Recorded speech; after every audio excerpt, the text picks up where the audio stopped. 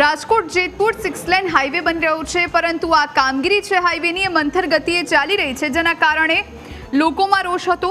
ત્યારે હવે આ કામગીરીને લઈને તંત્ર એલર્ટ થયું છે।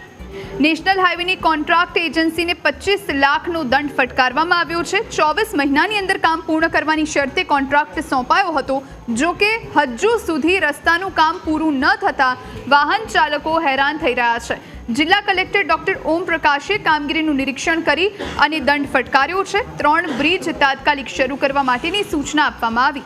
નેશનલ હાઈવેનું કામ પૂર્ણ થતાં હજુ પણ 1.5 વર્ષનો સમય લાગી શકે તેમ છે। હાલ પ્રજાને હાઈવે પર ખૂબ હાલાકીનો સામનો કરવો પડી રહ્યો છે।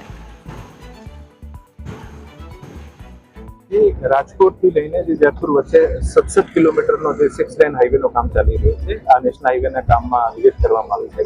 આજે નેશનલ હાઈવે ઓથોરિટીના અધિકારીઓ, એજન્સી દ્વારા ઇન્ફ્રાસ્ટ્રક્ચરના અધિકારીઓ, પ્રાંત અધિકારી, મામલતદાર અને ટ્રાફિક પોલીસના પણ અધિકારીઓના સાથે આજે વિઝિટ કરવામાં આવી રહી છે।